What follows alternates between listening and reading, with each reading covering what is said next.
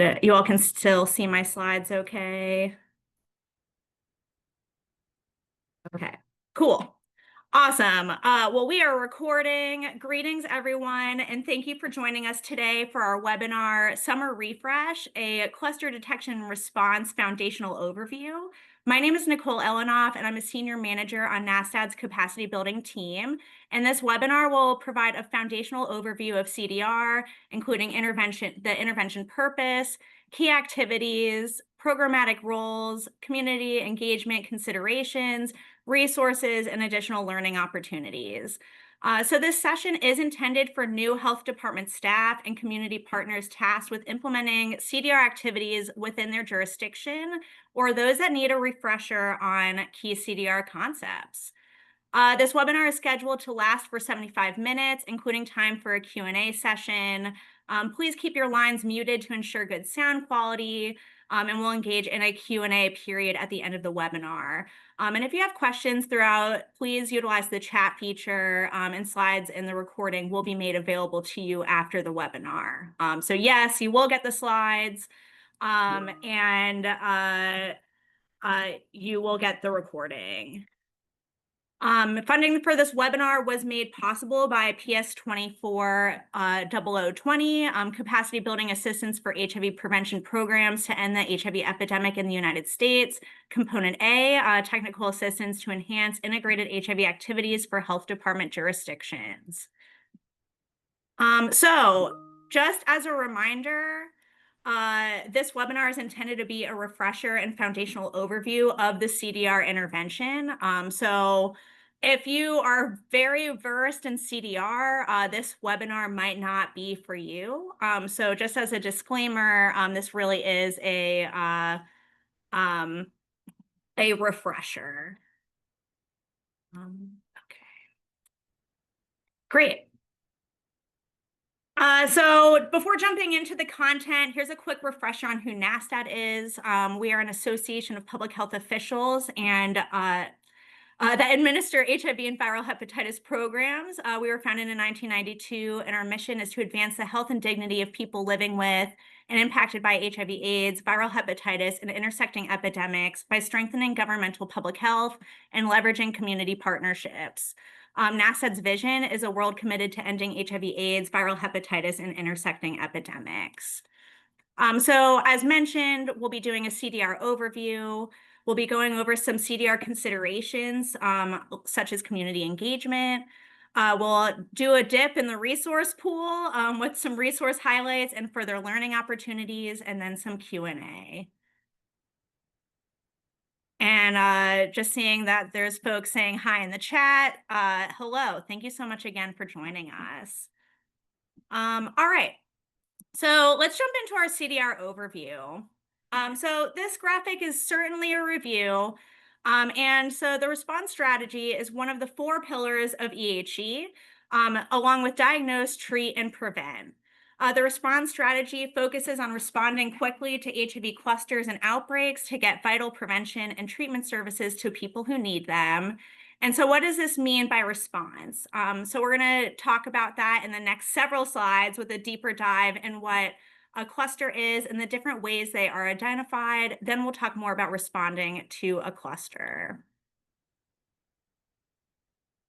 Okay, so what is a cluster or outbreak? HIV clusters or outbreaks refer to the rapid HIV transmission of HIV among a group of people in a sexual or social network or in a specific geographic location. Determining whether an increase in HIV diagnosis or the identification of a transmission cluster warrants an escalated response and is an iterative process, and multiple factors, including those outlined in CDC's cluster detection and response guidance, should be considered. So we'll be dropping the CDR guidance link in the chat. Just gonna put that out here now. And just sharing this because this guidance will be referenced many times throughout the course of this webinar. Awesome. So Part of why this work is integrated into the Ending the HIV Epidemic Plan and the CDC Strategic Plan is that transmission in these clusters can be quite rapid. In general, the HIV transmission rate in the United States is approximately 4 transmissions per 100 people living with HIV per year. This slide portrays the range of transmission rates that CDC measured in the first 60 priority clusters that they helped investigate. Rates ranged from 21 to as high as 132 transmission events per 100 persons living with HIV, indicating the importance of rapid intervention to stop transmission in these networks. And the next few slides include some more recent studies on modeling, burst analysis, and some cost analysis of this work. So this paper, led by Anne-Marie France at the CDC, used modeling to help us understand what we're missing when we look at clusters using surveillance data and understand the full extent of cluster networks, including both detected and undetected cases, to assess intervention opportunities. They found that full clusters were 3 to 9 times larger than detected clusters, with a high proportion of undiagnosed infections and high transmission rates. These data show that there's tremendous opportunity for public health impact and also highlight the importance of considering the larger network and not just those people in the detected cluster.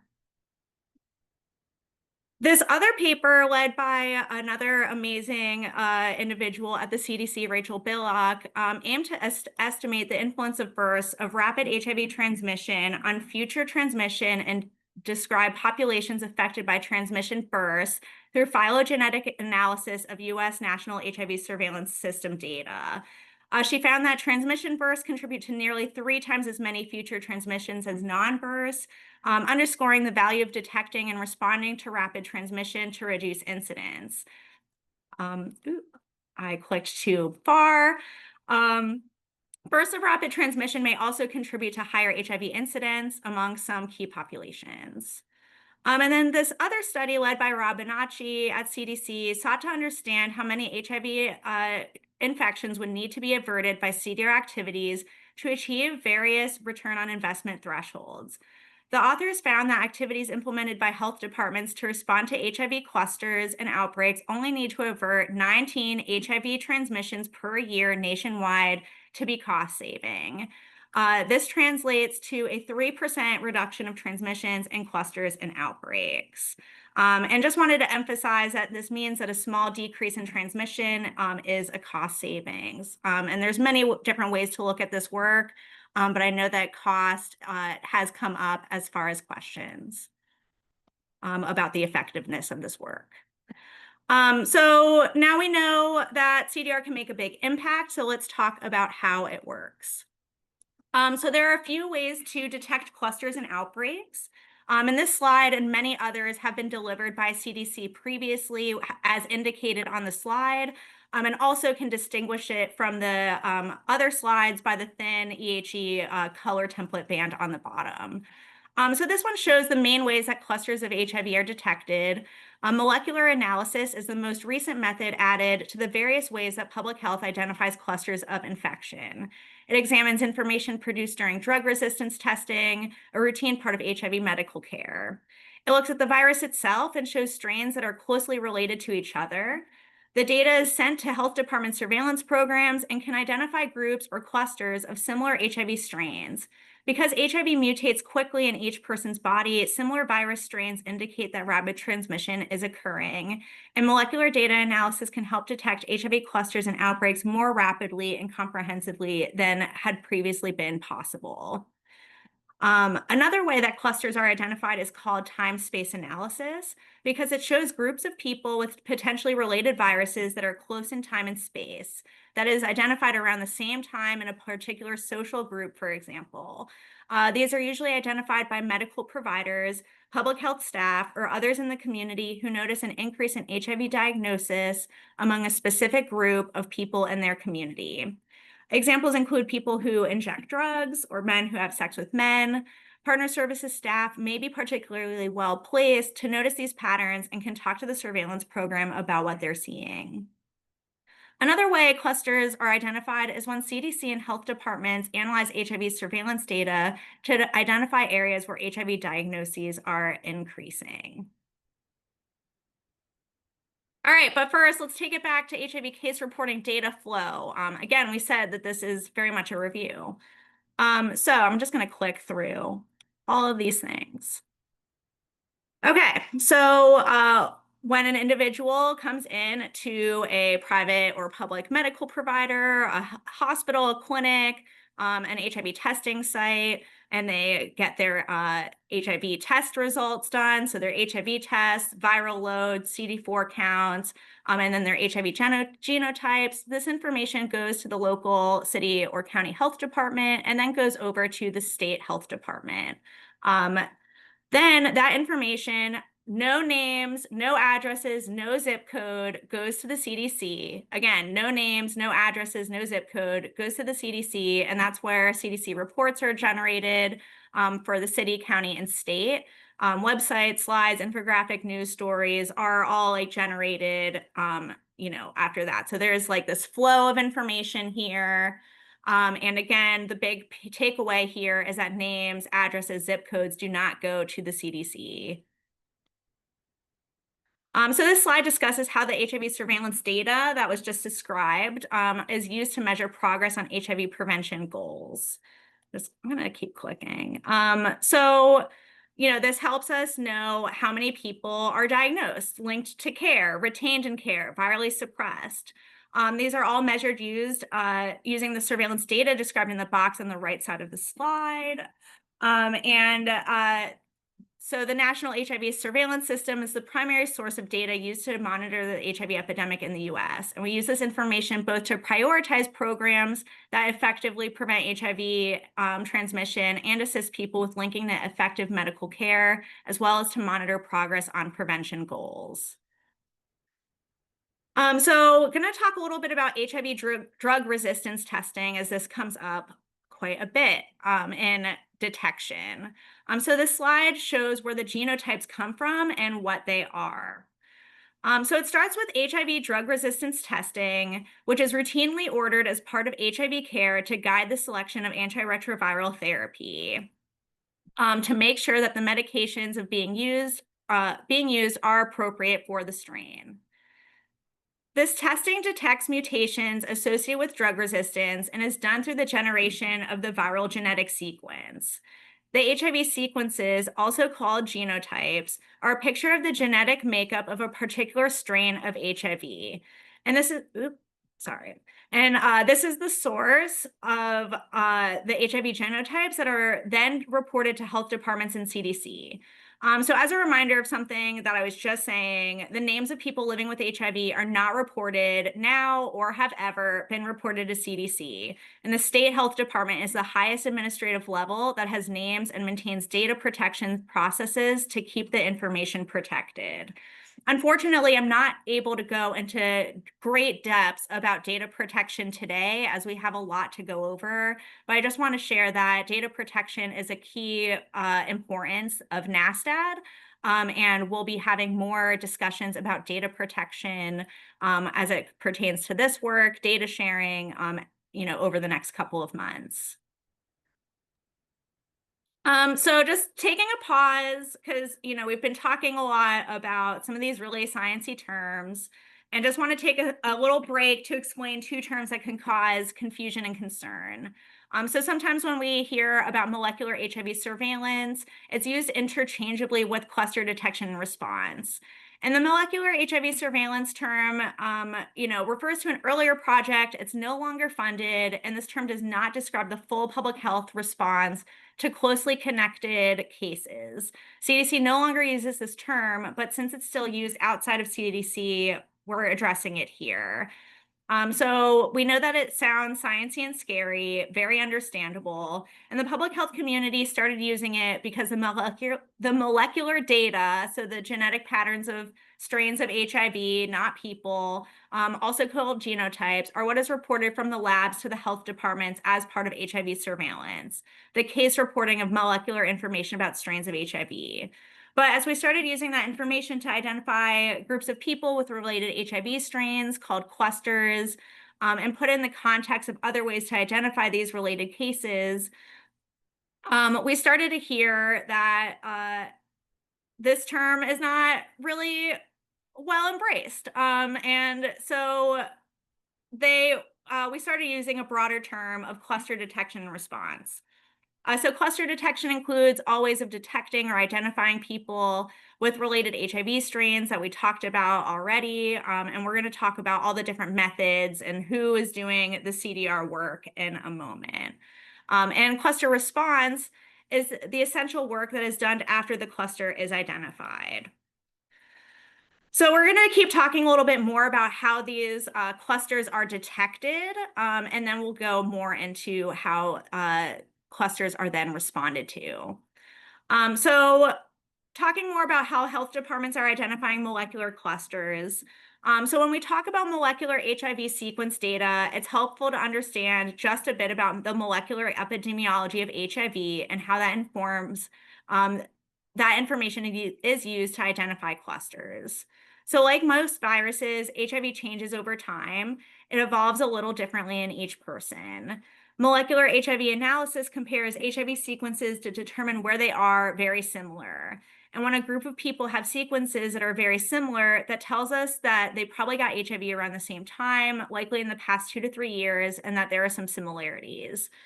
Groups of people with similar sequences are often referred to as clusters, and it does not tell us the direction of transmission between specific people. Again, it does not tell the direction of transmission between specific people.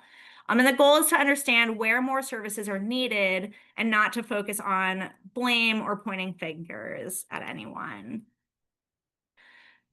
So even when we detect clusters that appear small, the actual transmission networks are usually quite a bit larger. And we talked about that a little bit earlier with some of the recent data that's come out. Some prelim data are estimating that the people with sequences detected in a cluster represent only about a quarter of people living with HIV in the underlying transmission network. Other people have been diagnosed but aren't detected as being in the cluster for various reasons. For instance, they do not have a sequence or were diagnosed more than 3 years ago. More than a third of people are estimated to be undiagnosed. And beyond the people in the cluster with HIV, there are others who share the sexual or drug using network and who do not have HIV, but could be ideal PrEP candidates. So here's another version for visualizing this network. Focusing extra attention on these networks can help us to see what resources are needed and prioritize our outreach efforts, for instance, by contacting partners of people in the network. We can work to identify other people who might not have known they had HIV or help people who are at increased risk of acquiring HIV avoid getting HIV. And so this slide reflects the actual intervention that we can do with people who are identified as part of a network. All right, we've talked a lot about detection. So we are moving right along to what does responding look like? Just a temperature check for folks that are here. How are folks doing? If you want to just give a thumbs up, you still with me? We just went over detection that can be really dense, especially for folks not in surveillance. Yeah, thumbs up. I know it's a lot. Folks are going to get this recording and these slides. Thank you for the thumbs up and the party horns. Just thanks for being here. Happy Thursday, Friday Eve. Okay, let's talk about response. So when planning a response to a smaller cluster, it might be tempting only to focus on linking the people identified as part of the cluster to services, for example, linkage to care. And this is an important first step, but we also want to make sure that the people in the broader underlying transmission network have access to needed services. Network level interventions might be things like social network strategies or enhanced partner services. It's also important to think about systems level changes that might be needed to make sure that we can continue to reach people with similar characteristics to those in the cluster. Even though we talk about these as different levels, there's not always a clear distinction. Expanded partner services can help bring people into care and can also help better understand the network. And addressing systemic gaps in services, such as expanding testing in emergency departments, linking people who need food services or housing, or offering more gender or language inclusive services, are examples of interventions that better serve those in the network, as well as making lasting programmatic changes that can effectively serve the greater community. So this slide, based on one from CDC, shows that additionally, although large responses are highly visible, cluster detection and response spans routine day-to-day efforts to identify and prioritize clusters. So we have our initial response to small clusters, including early engagement of community partners and focus investigation and response activities. Expanded response to address additional service gaps and broaden the scope of the response. And then there's an escalated response to the most concerning clusters and outbreaks. Responding to clusters while they are still small is important to limit transmission. And as clusters get larger, they require more resources, and responding to clusters when they're smaller can help keep efforts manageable. So responding to a cluster could look like many different ways, and it really depends on the details of the individuals involved and also the health department priorities. So responding to a cluster could look like increasing prep outreach and navigation services to community, partner services interviewing individuals in the cluster network to gather information, providing HIV testing to individuals linked to a cluster who haven't been tested for HIV, linkage to care for new diagnoses, addressing viral suppression and barriers, offering PrEP services to individuals who may be at risk, increased targeted HIV testing or other prevention services in the community, sending a health alert to community priority populations, educating providers on cluster trends, increasing harm reduction programs and other substance use services, and then working with neighborhoods for clusters that are along and across state lines. So some outcomes of this response can include reduced diagnoses or transmissions or a lack of new linked cases, improved HIV testing and diagnoses, improved viral suppression or improved linkage to and retention of care, improved PrEP uptake and SSP utilization, improved prevention and care for other conditions such as hepatitis A, vaccines, Hep C treatment, improved opioid use disorder treatment, and prevention of endocarditis, just to name a few different outcomes. And, just want to share another great example of how interventions can go beyond individuals. And so this example occurred in San Antonio, where they identified a large molecular cluster among Latino men who have sex with other men. The investigation demonstrated situations in which improper testing led to misdiagnoses of acute infections, which led to a health alert to providers educating them on HIV diagnostic testing in acute cases. The investigation demonstrated a lack of access to PrEP, which led to a health alert educating providers on PrEP and redirecting funds to scale up access in specific regions of the city.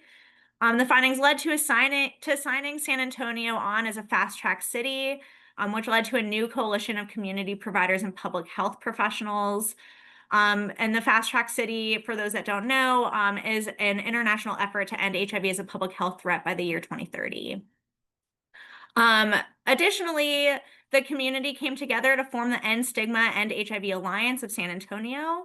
They're a collaboration of all the HIV and AIDS organizations in San Antonio that are committed to destigmatizing and ending the HIV epidemic.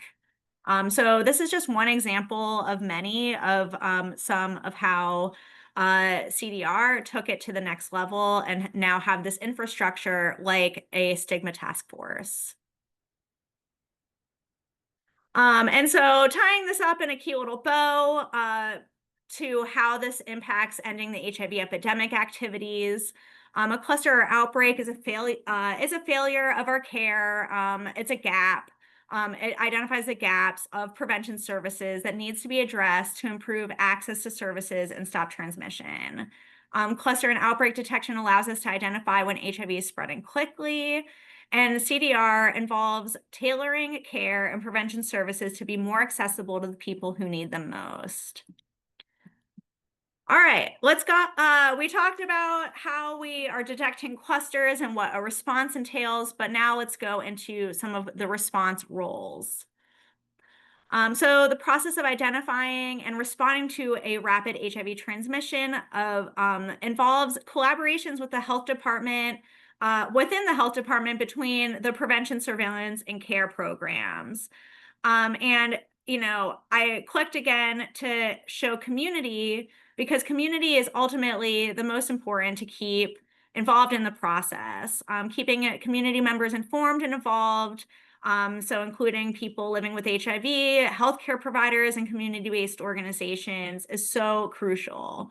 And keeping the community involved in an ongoing way so that way the response doesn't further stigmatize those trying to be reached with prevention services, and having community members involved with the health department programs can ultimately assist with the response efforts. So let's talk a little bit about the roles. So I know that this chart is very dense, and I'm going to be breaking it down into each category, but just wanted to show that the health department, providers, and CBOs all have a major role in this CDR work. And this through line arrow is really the communication with community and HIV care providers, which is very important because this work cannot happen in silos. Um, yeah, and I'm just adding, seeing in the chat, what about distributing condoms as a response? Yes, absolutely, absolutely. So many opportunities. All right, cool. So health department roles. So just a brief overview of this current cooperative agreement, PS 240047 and CDR. So the flagship high impact HIV prevention and surveillance program for health departments includes strategy 4 and the notice of funding. And that talks about respond, identify and quickly respond to clusters and outbreaks to address gaps and inequities and services for communities who need them. And so there is 4 subcategories here, including developing and maintaining a CDR leadership and coordination group, communicate and collaborate about CDR, detect and prioritize clusters, and respond to prioritized clusters and outbreaks to identify and address gaps and inequities in services. And this further builds off of the work that was being done under PS 18-1802. So now that we know what's in the grant and our cooperative agreement, let's talk a little bit more about what the health department role is. So the health department includes collaboration among the state and local health departments, and each plays a different role, with DIS usually located at the local level within the health department itself, or different programs have different roles to play. So we already talked a lot about the surveillance program and how they are responsible for the detection piece of cluster detection and response. And so really focusing more on the prevention and care pieces. So the prevention and care programs within the health department, state and or local health departments, are the primary programs doing the response work, including prioritizing and coordinating interventions to respond, such as testing, PrEP linkage, partner services, condom distribution, linkage to care, and other Ryan White services such as housing. As I mentioned earlier, it's also key for all 3 programs, surveillance, prevention, and care, to collaborate internally and with local, state, and if the outbreak is multi-jurisdictional, with neighboring health departments. Depending on the cluster's specifics, there may also be collaboration with other health department units, such as emergency preparedness, the hepatitis program, STI program, and there's been more and more emphasis on having a syndemic approach to CDR work. Community engagement is about developing trusted relationships between all 3 areas of the health department and the community members, and we're going to talk more about community engagement in a moment. Okay, so we're now going to talk a little bit more about different health department staff. So I'm just going to click through again with our individual network and systems level. So, at the top, partner services, helping disease intervention specialists doing partner services work are out in the field gathering detailed information about newly diagnosed individuals linked to a cluster to assist with investigation.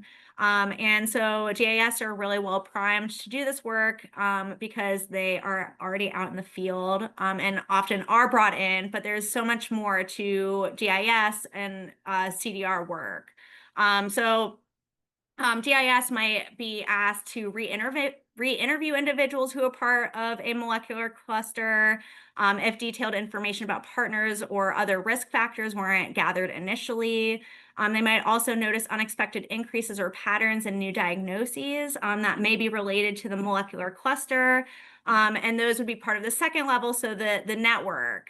And so helping greater facilitate partner testing, linkage to PrEP if applicable, referring folks to wraparound services to address barriers to care, and educating clients about risks and health department activities. So many different ways to engage with in the individual. So like linking a person to care, doing network level, with like social networking strategies. And then there's the systems level of like increasing self-testing, for instance.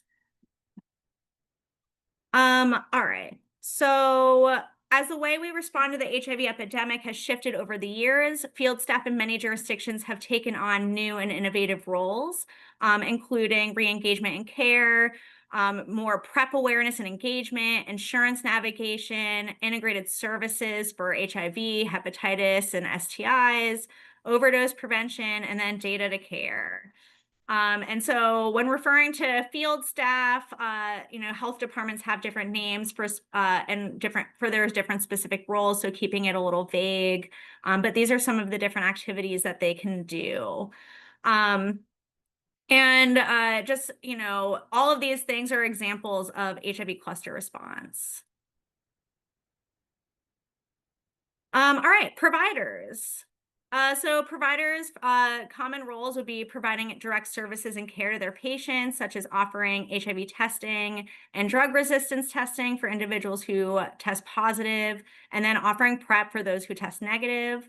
The care should be responsive to their patients' needs to ensure patients are comfortable and able to remain engaged in HIV care without barriers. Providers also must report their data in a timely manner to the health department as required by law. And sometimes providers may also be in a unique position to detect the beginning of a time-space cluster if they notice unusual patterns and new diagnoses of HIV among their patient population. And then they can inform the health department for further investigation. So just like putting a plug here, having relationships with different providers out in the field can be really helpful, and getting a tip off on like, hey, something unusual is happening in the community, seeing a lot more cases than typical.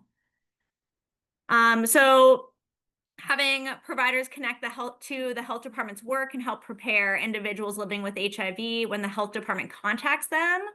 So this is really important, and suggests that providers tell their patients that are diagnosed with HIV that HIV is reported to the health department. So like positive HIV diagnoses are reported to the health department, and the health department may contact them to assist with notifying partners, and to help with providing services such as Ryan White and other paying for medication.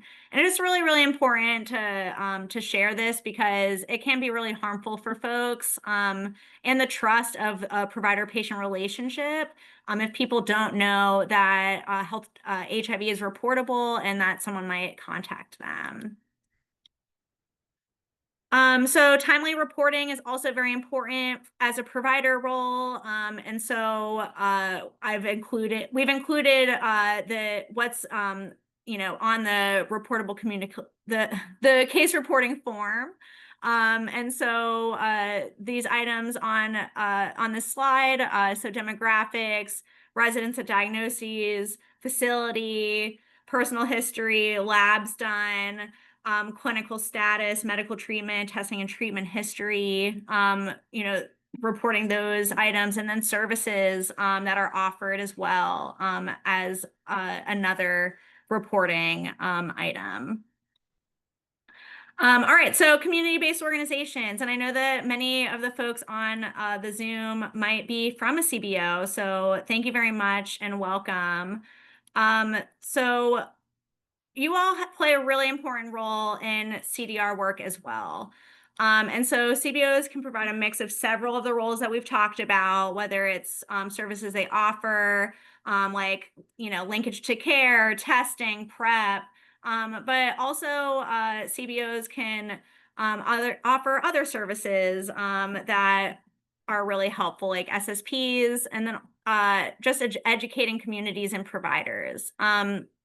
So CBOs may partner with the health department on cluster response interventions, including, venue-based testing, communication strategies, PrEP, housing, and health insurance assistance. And also, like, CBOs play a really important role when communicating to community, and educating their clients, community members, and other local partners on what's going on. Helping inform the health department about what language is really more accepted in the communities you work with, and just like helping be a liaison between the health department and the communities that are most impacted.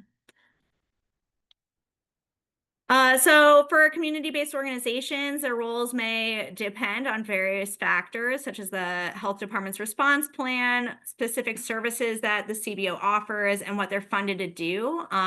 And also if the patterns for the particular cluster is, amongst the population that CBO might work with.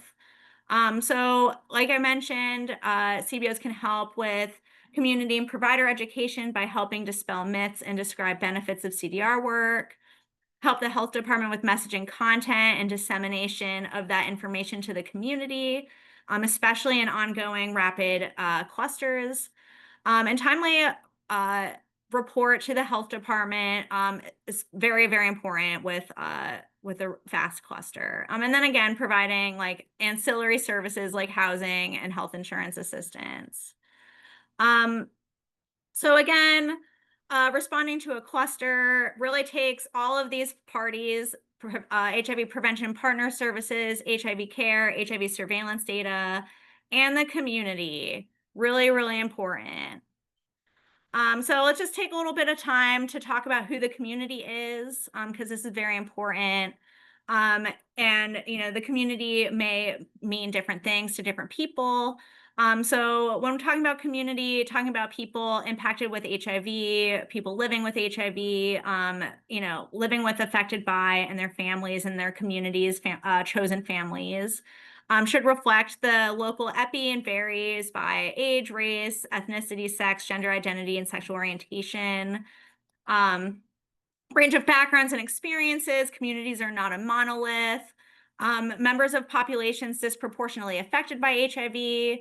CBOs, HIV service providers, and then members of the public with an interest in HIV prevention and care. So that's who we're referring to when talking about the community. So community engagement, again, this is very much a refresher and review, but just wanted to share that, when defining community engagement, just working off of a World Health Organization definition, it's a process by which people are enabled to become actively and genuinely involved in defining the issues of concern to them and making decisions about factors that affect their lives and formulating and implementing policies and planning, developing, and delivering services, and in taking action to achieve change. So very important to engage the community when doing cluster detection and response and just any type of prevention activity. And just going to share an experience that really highlights the importance of engaging with community before doing a plan. So I'm going to just read this quote. Our initial plan as the Department of Public Health was to deploy a mobile testing van to a location near homeless camps where we had an epidemiologic evidence of like people living with HIV and at-risk individuals linked to the cluster resided. We learned from our stakeholder engagement that deployment of an unfamiliar medical van to that location would actually be likely to frighten those individuals and drive them underground. As a result, we worked with an existing trusted team of outreach workers who allowed Department of Public Health and testing and linkage staff to accompany them to engage individuals directly. This proved highly successful, and word quickly spread that new staff in the area could be trusted. The hard part here is in an outbreak, the instinct is to move quickly, but in truth, it is far more beneficial to plan in advance as much as possible and check in with community experts first before deploying any interventions. And, this example came many years ago, but I just think it really resonates and speaks so highly to the importance of engaging community. Because what one person might think of being a really fast acting idea could end up doing a lot more damage and have more unintended consequences. And so having these relationships and structures built in advance where communication is happening ongoing and consistently can really help with a jurisdiction's response and keeping community safe. So when talking about community engagement and cluster response, just want to share some of the potential concerns that community has shared when talking about the CDR work. And this is very important when talking about our work because, again, we need the community involved, and by knowing about some of these potential concerns, we can help with mitigating and also sharing more awareness and education. So again, if done without community support, could lead to resentment and avoidance of health department staff and programs. Um, Increased stigmatization of groups of people or people associated with those groups. And then this one is really big, criminalization of people living with HIV. Sorry. I keep doing that. Apologies. So the part about the HIV criminalization is just such a valid concern that people have, rightfully so. And having the concern of surveillance information possibly being subpoenaed. And so just very important to know what HIV criminalization looks like in your jurisdiction, having relationships with legal counsel, following data protection standards. And as I mentioned, we are not able to talk so much about data protection specifically here, but more conversations will be had about that soon. And just also want to share, an extra concern for those that are already vulnerable. So BIPOC folks, individuals within the LGBTQ community, and people of trans experience. So other community concerns include distrust, so concerns about consent that we talked about with the resistance testing. So concern about consent. So guidance from CDC has stated that consent is not needed for cluster detection using genetic sequence data because resistance testing is done as a part of the standard of care. So we know that that's an area of concern that folks have shared before. And with the part of the genetic and resistance testing being part of standard of care, this particular use of the genotypes that are generated during the resistance testing is not part of selecting the best medication, but can also for the individual, but can sound like a justification rather than an explanation. And so this is one of the ongoing ethics concerns and conversations related to CDR that is being had out in the field. I just wanted to share that here. There's an increased mistrust between community members, especially in communities of color and the medical and public health communities, along with concern that information from cluster investigation could be used to prosecute people living with HIV. And we're doing this work nationally in the context of outdated laws and practices, especially with HIV criminalization. So again, really important to know the laws in your jurisdiction. And I know that some states are doing a lot of policy work to change those laws. Other concerns that the community have shared was questions about the effectiveness of CDR work.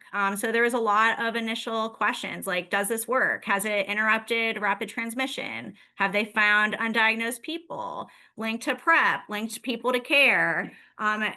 Is provided services to people in the network that did not have them. Cost benefit analysis, like, does it work? And, from what we've seen over the years, yes, like it really has made a big impact. And I demonstrated that in some of our earlier slides. But, there have been some legitimate questions about the effectiveness. And as time has gone on, we've seen more and more results. And so CDC has an evaluation tool for health departments and really encourage health departments to continue tracking these outcomes. And as I've mentioned, there is more emerging evidence showing the benefits of this work as this work has continued. Some jurisdictions are like, people are doing some really incredible work, you know, getting the services expanded to their different networks. Um, so how do we move forward? How do we accomplish what is the definition of community engagement? So just offering some of these thoughts, exploring with community the difference between cluster detection and response and routine follow-up by the health department to better understand concerns. Listen and believe what people say about their experiences and concerns.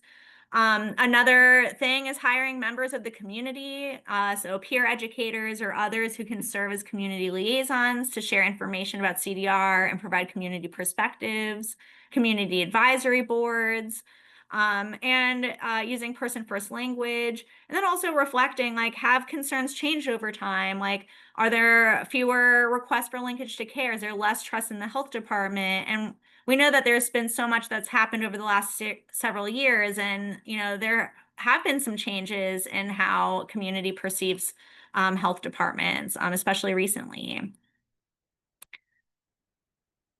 And so again, like, community engagement should be an ongoing, done to recognize and address stigma, ensure data is protected, and assess change and change criminal exposure laws. Another thing is avoiding calling people cases, infections, or clusters, and explore language used to describe the process. So just going to share some terminology for community communications. So on the left, we have some scientific terms like surveillance data, but like a community audience term could be like public health data, molecular cluster. Instead, could be a group of similar virus strains or a transmission network. Time-space cluster, increase in diagnoses. So there are different ways we can talk about these terms in a way that is more community appropriate and really meeting folks where they're at. Wow. Yeah, we just covered a lot. So let's just take a refreshing dip and jump into the resource pool. And again, we got some puns today. I wanted to highlight some resources, three of them specifically. And that's the Southern Region Cluster Detection and Response video series. This is an animated video series breaking down multiple foundational components of HIV CDR work. The series discusses complexities surrounding this public health strategy in a digestible, basic manner and aims to educate staff members at health departments, CBOs, and other folks new to CDR concepts. While the title says Southern, jurisdictions from other regions can get great use from these videos.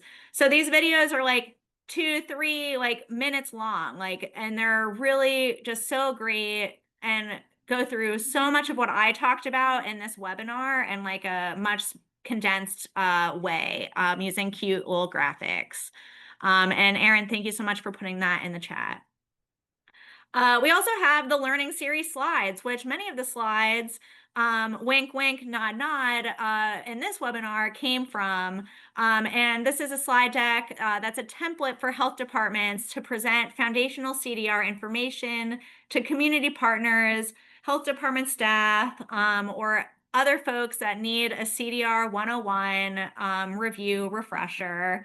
And so it can be done either in person or virtually. The slides come with notes and slide animations, and we just encourage that the jurisdictions adapt the resource based on the audience, and include details regarding the jurisdiction CDR work and any state and local policies.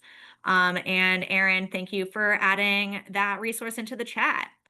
And then this other resource is also available, and I would say is more for some of our more seasoned folks that have been doing this work, but anyone really can join. And that's the National Cluster and Outbreak Detection and Response Implementation Learning Collaborative. The CDR ILC consists of bi-monthly large group calls. Bi-monthly makes it sound like it's twice a month, but every other month, apologies, consists of every other month, large group calls featuring peer presentations on key topics of interest, small group calls, and an annual in-person summit. NASA just wrapped up its 3rd year of the CDR ILC. Whoop whoop. And shout out to the CDR ILC folks on the call. Thanks so much for being here. I know you all didn't need this refresher, but really appreciate it. LaShonda, you asked about the special login. Yes, you can. An account will be made if you are interested. So yeah, the CDR ILC just wrapped up its 3rd year. Very exciting, and we look forward to seeing this work continue in the fall. So more information out there. Stay tuned. Additional CDR resources out here is the CDR guidance for health departments put together by the CDC. This is a very, very comprehensive resource that goes into detection, response, levels of intervention, like intervention examples that fit with both the levels or all the levels, like the individual, network, and systems level. They have a list of different interventions for all of those. And just a lot of great information that, again, was referenced today. NASDAQ released a statement about CDR and molecular HIV surveillance. So if you're interested in some more midday reading, you can check that out. And then also wanted to share the HIV data privacy and confidentiality, legal and ethical considerations for health department data sharing. And again, more discussion about data protection will be continued here at NASDAQ. And yeah, wow, true to my word, we have time for questions and answers. So yeah, would love to hear, have anyone share their questions. And just as a caveat, I am not an epidemiologist, so if you have any questions about HIV trace or any of the detection pieces of the session, I can help lead you to the best person to answer that. But yeah, what questions do folks have if you want to come off mute or add to the chat? And I see Tom, go ahead. Yeah. Well, thank you, Nicole. Amazing. You got through all of that and hit all those important points. Just a few pieces of feedback that I have. One is I do think there's an over-reliance of getting people on PrEP in a cluster situation, and it's a health equity issue. Many people are homeless or uninsured, can't access it, and it takes time to get it, and the cluster is growing. And so I just feel as though we often overlook condoms and how important they can play a role. And often it's not even mentioned in presentations like this. And it should be a critical central role.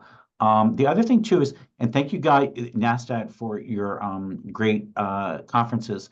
My staff went to it and they came back with a very strong message from the community that they do not like the word cluster and that we should replace it with network. And I would love to talk to you more about this, how we integrate that and be more sensitive in terms of our language.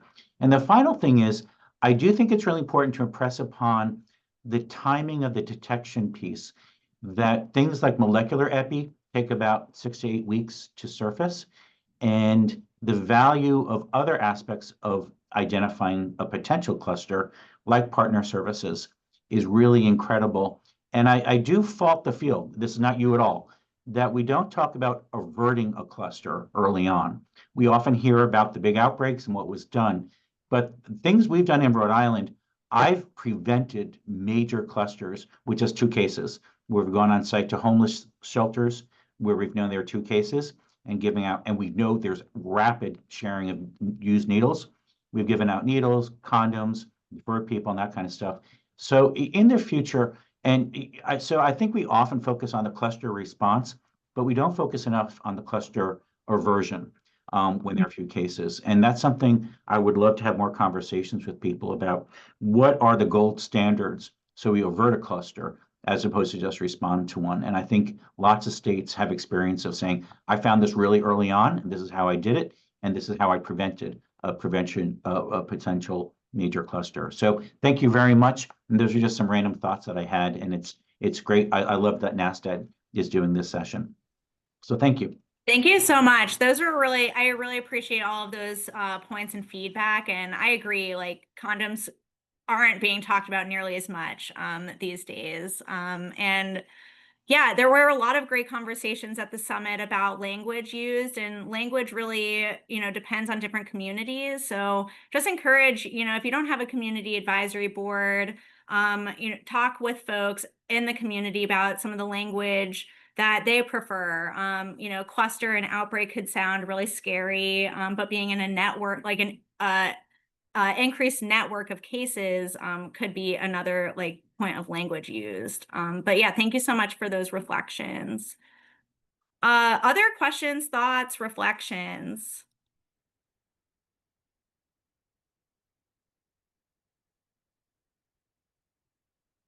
Let's see if any has popped up in the chat. Open up that mighty chat. Okay. So I know that there were some questions about if the slides will be shared. Definitely. Um, do, do, do. Kyle from Florida says Florida's moving to using network over cluster after community feedback. Thank you for sharing that, Kyle. Yeah, and I'm sure, in future conversations, we'll have at the CDR ILC like about more of this language stuff because language continues to come up, and we know language changes and evolves over time. So it's really cool to see this evolution of language. And to the point also that Tom was making about like cluster aversion, just thinking about all the different system level interventions out there, like routine HIV testing, like routinizing in like emergency departments, that's benefiting like the whole community. And just thinking about different interventions that can be implemented, how many more cases is that averting by it being available to the whole community? And that's just one example. Um, any other questions? And I see Erin put her information in for being more involved with the CDR ILC. And yeah, it's an exciting program. Um, okay, awesome. Well, if other questions or comments come up at any point, you can reach out to me. I'll put my email in the chat. And also we have Erin here as well, and she put her email in the chat, but I'll just add it here as well. And we just wanted to have this refresher because we know that the workforce is ever like constantly growing and changing, and we know that sometimes having a refresher can be helpful as we keep plugging into these different interventions. Just seeing a couple more comments in the chat. Kyle mentioned if Focus Project by Gilead is available for your jurisdiction, I do recommend it. Yeah, I know a lot of jurisdictions have partnered with the Focus program to routinize HIV testing in emergency departments and hepatitis testing. Lauren mentioned also goes back to CDR efforts work best when integrated and inclusive of current programming, both addressing immediate concerns and working to move and inform towards other important interventions and community needs. Yes, thank you so much, Lauren. And thanks for the good feedback in the chat. Really hope that this has been helpful for you all. Again, these slides have been this has been recorded. You'll get the recording, you'll get the slides. And we'll also share out those follow-up materials and really encourage like checking out those follow-up materials for sure. But yeah, I think that's it. I think we're done. Hope you enjoyed this refresher. Cannot believe that we did it in less than 75 minutes. 75 minutes or your money back. And yeah, hope you have a good rest of your day. Stay cool, stay hydrated, enjoy the rest of your summer, and thanks again for joining us for this webinar.